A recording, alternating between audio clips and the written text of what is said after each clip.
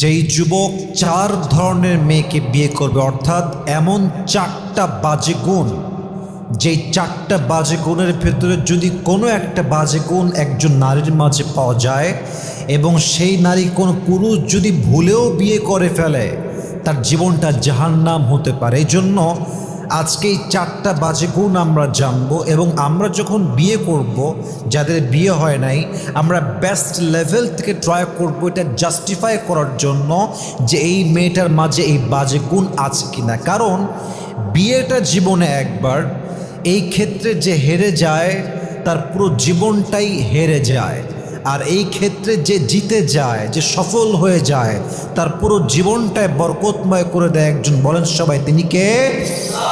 First of all একটা ছোট্ট বিষয় ক্লিয়ার করতে চাই যে এই চারটা বাজে গুণ আপনি বুঝবেন কেমন করে, এটা আমি আমার চারটা পয়েন্ট শেয়ার করে এন্ড অফ দ্য লেকচার, একদম আমার লেকচারের শেষে গিয়ে বলবো যে আপনি বুঝবেন কেমন করে যে এই মেয়েটার মাঝে এই চারটা বাজে গুণের ভেতরে একটা বাজে গুণ আছে কিনা। রাজি আছেন তো সবাই ইনশাআল্লাহ? প্রথম বাজে গুণ, ইমাম গাজালি রহমতুল্লাহি আলাইহি লিখেছেন, যেই মেয়ে আহেরা, আহেরা মানে হচ্ছে যেই মেয়ে অলওয়েজ রূপচর্চায় ব্যস্ত থাকে। দেখেন, নারীরাই রূপচর্চা করবে।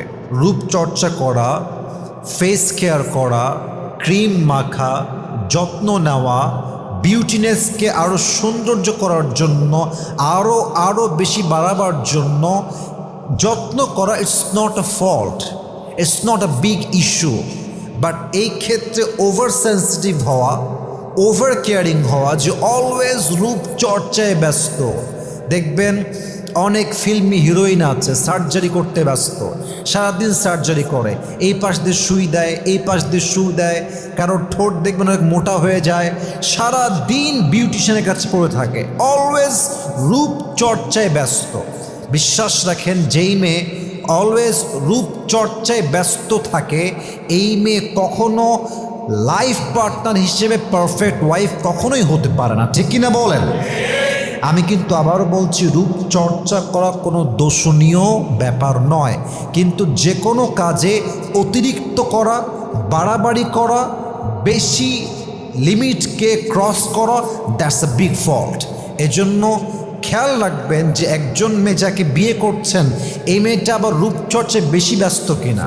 আল্লাহ আমাদের সবাইকে এই বাজে গুণটা দেখে বুঝে বিয়ে করার তৌফিক দান করুন। পরে সবাই আমিন। আমি পরে গিয়ে বলবো যেটা আপনি বুঝবেন কেমন করে। এক নাম্বার গেল। দুই নাম্বার, ইমাম গাজালি রহমতুল্লাহি আলাইহি লিখেছেন, যেই মেয়ে নবীথা, নবীথা মানে কি? যেই মেয়ে রূপচর্চা তো করেই করে এবং তার রূপের জন্য খুব বেশি গৌরব করে। গৌরব মানে অহংকার, আত্ম অহমিকা বোধ। বিশ্বাস রাখেন, যেই মেয়ের বাপ বড় লোক, হয়তো মেম্বার, চেয়ারম্যান, ব্যবসায়ী, সরকারি চাকরি করে এবং মেয়েটা তার পরিবারের হয়তো একদম ছোট মেয়ে অথবা পুরো পরিবারে একটা মাত্র মেয়ে এবং সে দেখতে সুন্দরী, দেখবেন যে এই রকম মেয়ে অহংকারে, রূপের দাপটে আর বাঁচে না যুবক ভাইরা। ঠিক কিনা বলেন? কিন্তু আমি খুব খেয়াল করে দেখেছি, যেই মেয়েরা স্কুল লাইফে, কলেজ লাইফে ক্লাসের সবচেয়ে সুন্দরী মেয়ে ছিল সেই মেয়েটা, পুরো কলেজের সবচেয়ে সুন্দরী মেয়ে ছিল সেই মেয়েটা, যাকে দেখার জন্য যুবকরা অলওয়েজ লাইন ধরে বসে থাকতো, এরকম বেশিরভাগ মেয়ে রূপ নিয়ে অহংকার করত, নিজেকে অনেক বড় মনে করত। এদের ফিউচার কি হয়? যেই মেয়েটা কলেজের সবার কাছে সুন্দরী মেয়ে ছিল, সেই মেয়েটা বিয়ের পরে তার স্বামীর কাছে সবচেয়ে অবহেলিত নারী হিসেবে গ্রহণযোগ্য হয়। ঠিক কিনা বলে? তার কোনো দাম থাকে না, স্বামীর কাছে তার কোনো মান থাকে না। এটা আল্লাহ তাআলার ন্যাচার। আপনি অহংকার করবেন, আপনাকে আল্লাহ মাটির নিচে দাবাই দিবে। এই জন্য মেহেরবানি করে, যেই মেয়ে রূপ নিয়ে খুব অহংকার করে, তার রূপের যেই আগুন মানে জলে তার ভেতরে, যে আমি কাউকে মানুষ মনে করি না, আমি হলাম সবচেয়ে সুন্দরী, এই অ্যাটিটিউড যেই মেয়ের মাঝে আছে, এই মেয়ে কখনো আপনাকে একজন সুখী পরিবারের নারী হিসেবে যে রোল প্লে করতে হয় এই রোলটা প্লে করে দেখাতে পারবে। 3 নাম্বার, এমন মেয়ে যেই মেয়েটা মুত্তলিয়া। মুত্তলিয়া মানে কি? যেই মেয়েটা অলওয়েজ স্বামীকে প্রেশারাইজ করে, প্রেশার ক্রিয়েট করে। মনে করেন বাসায় আসছেন, রাত বাজে 12টা, আপনার বউ আনতে বলেছিল, কয়েকটা বাজারে লিস্ট দিয়েছিল। এখন আপনি 8টা লিস্ট দিয়েছে, 6টা এনেছেন, 2টা মিস হয়ে গেছে। হ্যাঁ, তুমি কেন আনলা না? তুমি কোনো কাজের না, তোমার কোনো যোগ্যতা নাই। হ্যাঁ, তোমাকে যা বলে তার উল্টা করো, তোমাকে বিয়ে করে আমার জীবনটাই জাহান্নাম। প্রেশারাইজ করে, প্রেশার ক্রিয়েট করে। বিশ্বাস করেন, যেই মেয়ে মানুষকে প্রেশার রাখতে পছন্দ করে, চাপ প্রয়োগ করতে পছন্দ করে, এই মেয়ে আর যাই হোক একজন ভালো ওয়াইফ কখনোই হতে পারে না। ঠিক কিনা বলেন? 4 নাম্বার, এমন মেয়ে যেই মেয়ে মুবারিয়া। মুবারিয়া মানে কি? এটা খুব ভালো করে বুঝবেন। This is my last point that I'm going to share with everyone. It's very important. কিছু মেয়েকে দেখলে বুঝবেন না, তার বাহির একরকম, তার ভেতরটা কিন্তু আর এক রকম। স্বামীর সামনে আসলে মানে ভাজা মাছটা উল্টাই খাইতে পারে না। ছি ছি ছি, আস্তাগফিরুল্লাহ, আমি এটা জীবনও করি নাই, এটা আমি বুঝি না। কি বললা তুমি? এটা জান, তুমি আমাকে এরকম মনে করতে পারো? ভাবটা এমন যেন she doesn't know anything about the world. She acts like that, যে আমি কিছুই বুঝি নাই, ভাজা মাছটাও উল্টাই খাইতে পারি না। বাট ডাল মে কুছ কালা তো জরুর হ্যাঁ। ভেতরে একরকম, বাহিরে আর এক রকম। স্বামী পড়ছে বিপদে, খুব কষ্টে আছে, অর্থনৈতিক অবস্থা খুবই খারাপ, মানুষ মিথ্যা ব্লেম দিচ্ছে, বিপদে পড়ছে, কষ্টে পড়ছে। স্বামীর সামনে এসে তুমি টেনশন করো না, আমি তোমার সাথে আছি, সবাই তোমার বিপক্ষে গেলে আমি তোমার পক্ষে থাকবো, আমি সারা জীবন তোমার পাশে আছি। স্বামীর সামনে বলো একরকম, বাহিরে গিয়ে রূপ চেঞ্জ হয়ে যায়। স্বামীকে বলে আমি তোমার পক্ষে আছি, আবার বাহিরে গিয়ে স্বামীর বিরুদ্ধেই সেই মেয়েটা ষড়যন্ত্র করে বেড়ায়। ঠিক কিনা বলেন? এরকম মেয়ে বিয়ে করা যাবে না। এখন প্রশ্ন হচ্ছে, হুজুর এই যে 4টা গুণ আপনি বললেন, 4টা গুণ তো এমন একটা গুণ যেই গুণটা বিয়ে না করলে সহজে আসলে প্রকাশিত হওয়ার সম্ভাবনা খুবই কম। আসলে সেই ক্ষেত্রে আমি বলবো, আপনি একটা মেয়ের পরিবার, তার বাবা, তার মা, তার কালচার, তার সোসাইটি, তার আপব্রিঙ্গিং, তার ব্রট আপ, তার বেড়ে ওঠা, তার ফ্রেন্ড সার্কেল, তার বাবার ইনকাম, তার মায়ের চরিত্র, তার খালার চরিত্র, তার ভাই কেমন, তার বড় বোন কেমন, ছোট বোন কেমন, এই ওভারঅল এই সব কিছু আপনি অবজার্ভ করলে বুঝবেন যে এই মেয়েটা আদৌ এই 4টা বাজে গুণের মধ্যে পড়ে কি পড়ে না। ঠিক কিনা বলেন? ফর অ্যান এক্সাম্পল, প্রথমে বলেছিলাম যে মেয়েটা আহেরা, অর্থাৎ অলওয়েজ রূপচর্চায় ব্যস্ত। একটু বোঝা ট্রাই করেন।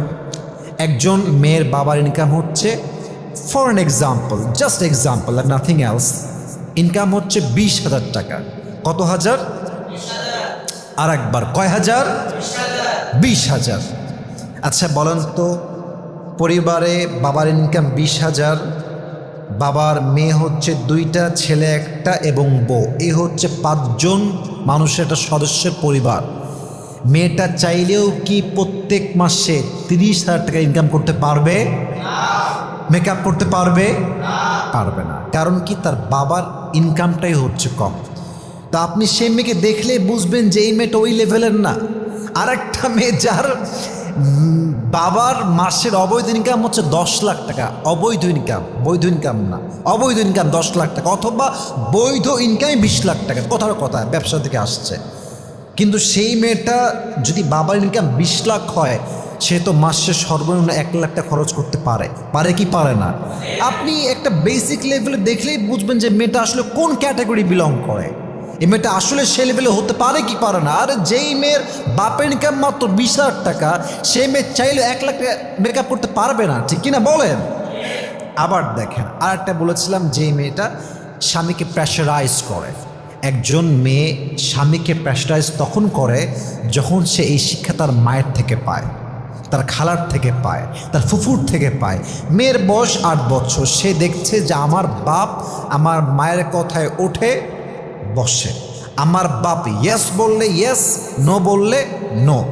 ওর ভেতরে এই মেন্টালিটি ছোট্টবেলার থেকে তৈরি হয় যে আমিও আমার স্বামীকে গোলামের মতো ট্রিট করব, কাজের চাকরের মতো ট্রিট করব। এরকম মেয়ে বাংলাদেশে অ্যাভেলেবেল। মানে কিছু মেয়ে আছে এরা স্বামীকে মানুষই মনে করে না, অমানুষ মনে করে, জানোয়ার মনে করে।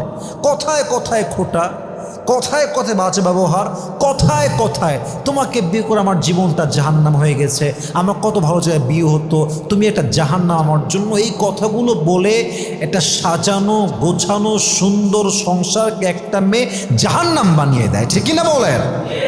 এজন্য ফ্যামিলি স্ট্যাটাস, বাবার ইনকাম, মায়ের চরিত্র, বোনের চরিত্র, তার বেড়ে ওঠা, তার কালচার, তার সোসাইটি, তাদের ফাইন্যান্সিয়াল স্টেটাস, এই সব কিছু মিলিয়ে ওভারঅল অবজার্ভ করলে আপনি বুঝবেন যে এই মেয়েটার মাঝে এই 4টা বাজে গুণ আছে কিনা।